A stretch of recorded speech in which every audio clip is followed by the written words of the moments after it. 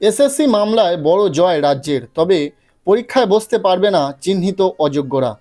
বয়স এবং নম্বর ছাড় সংক্রান্ত নয়া বিধি চ্যালেঞ্জ মামলায় হস্তক্ষেপই করল না কলকাতা হাইকোর্ট।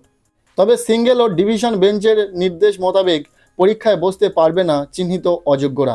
সুতরাং বহাল থাকছে স্কুল সার্ভিস কমিশনের গত 30 মের বিজ্ঞপ্তি। এসএসসি মামলা সংক্রান্ত আজকের কি জাজমেন্ট এলো সেটা জেনে নেওয়া যাক। এসএসসি মামলায় বড় জয় রাজ্যের। বয়স এবং নম্বর ছাড় সংক্রান্ত নয়া বিধি চ্যালেঞ্জ মামলায় হস্তক্ষেপই করল না কলকাতা হাইকোর্ট। তবে সিঙ্গেল ও ডিভিশন বেঞ্চের নির্দেশ মোতাবেক পরীক্ষায় বসতে পারবে না চিহ্নিত অযোগ্যরা। সুতরাং বহাল থাকছে স্কুল সার্ভিস কমিশনের গত 30 মের বিজ্ঞপ্তি। বুধবার কলকাতা হাইকোর্টের বিচারপতি সৌমেন সেন এবং বিচারপতি স্মিতা দাসের ডিভিশন বেঞ্চে রায় ঘোষণা করে। চাকরি প্রার্থীদের আবেদন খারিজ করে হাইকোর্টের তরফে জানানো হয় 2025 সালের নতুন নিয়োগ বিধি মেনেই হবে পরীক্ষা। চাকরির অভিজ্ঞতার জন্য বাড়তি 10 নম্বর এবং শিক্ষাগত যোগ্যতার ক্ষেত্রে বা অন্যান্য ক্ষেত্রে নম্বর বিভাজনে যে পরিবর্তন আনা হলো তা চ্যালেঞ্জ করলেও মামলা দায়ের হয়। সেই আপত্তি গ্রাহ্য করল না কলকাতা হাইকোর্ট। ফলে বহাল থাকছে স্কুল সার্ভিস কমিশনের 30 মের বিজ্ঞপ্তি। অর্থাৎ চাকরির অভিজ্ঞতার জন্য বাড়তি 10 নম্বর ধার্য করা হলো।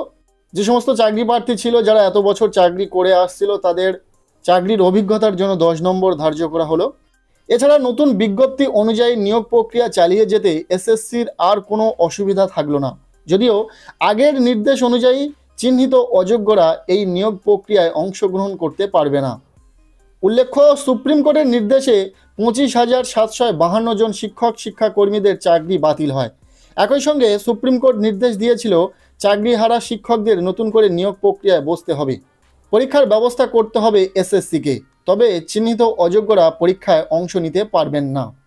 সেই মতো এসএসসি নিয়োগ বিজ্ঞপ্তি দেয়, আবেদন করার জন্য পোর্টালও খুলে দেওয়া হয়। তবে নয়া বিধিকে চ্যালেঞ্জ করে হাইকোর্টে মামলা দায়ের হয়। গত সোমবার রাজ্য কমিশন ও চাকরি প্রার্থী 3 পক্ষের বক্তব্য শোনে বিচারপতি সৌমেন সেন এবং বিচারপতি স্মিতা দাসের ডিভিশন বেঞ্চ। ওই দিনই স্থগিত রাখা হয় রায়দান। বুধবার এই মামলায় রায় দিল হাইকোর্ট। এই রায়ে স্বস্তিতে রাজ্য সরকার। আজকের ডিভিশন বেঞ্চে এমনই রায় এসেছে। অর্থাৎ বহাল থাকছে স্কুল সার্ভিস কমিশনের গত 30 মের বিজ্ঞপ্তি। এই আপডেটটি শেয়ার করলাম নামি নিউজ পেপারের আর্টিকেল থেকে। বাকিটা এ বিষয়ে আপনাদেরকে মতামত কমেন্টে জানাতে পারেন। ভিডিওটি এখানেই শেষ করলাম। ভালো থাকবেন, বেস্ট অফ লাক।